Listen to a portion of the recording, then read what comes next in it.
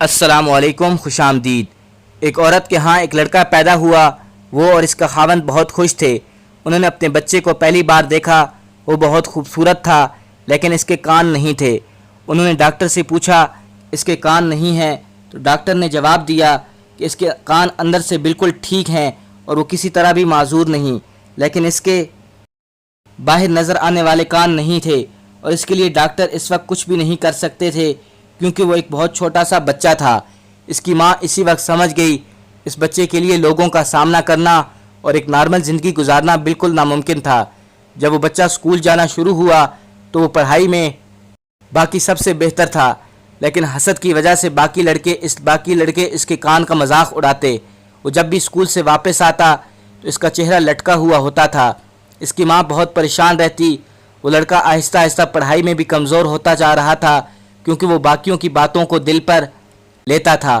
پھر وہ کالج کا طالب علم ہو گیا اور پھر یونیورسٹی جانے لگا، لیکن وہ جدھر بھی جاتا لوگ اس کا مذاق اڑاتے۔ ایک دن اس کا باپ جا کر ڈاکٹر سے ملا اور بتایا کہ ان کا بیٹا احساس کمتری کا شکار ہو گیا ہے، کچھ ایسا نہیں ہو سکتا کہ اس کے کان ٹھیک کیے جا سکتے ہوں۔ ڈاکٹر نے بولا ہو تو سکتا ہے، لیکن اس کے لیے کوئی ڈونر چاہیے ہوگا۔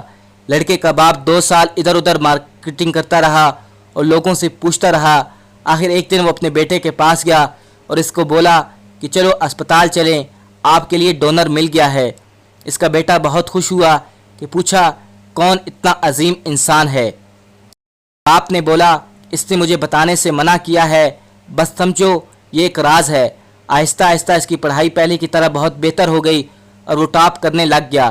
اس کا آپریشن بہت کامیاب رہا اور وہ دیکھنے میں بالکل نارمل بلکہ بہت وجیح نظر آنے لگ گیا۔ بہت اچھی زندگی کا آغاز کر لیا۔ پھر اس کی شادی ہو گئی اور اس کے بچے بھی ہو گئے۔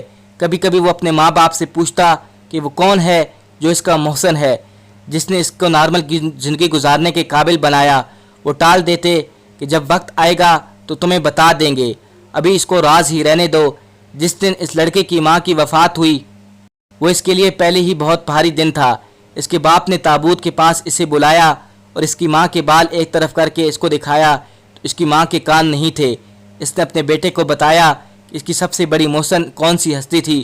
وہ لڑکا بہت رویا اور اس نے اپنے باپ سے پوچھا کہ کبھی کسی نے ماں کو تو عجیب نظروں سے نہیں دیکھا تھا کہ ان کے کان نہیں تھے۔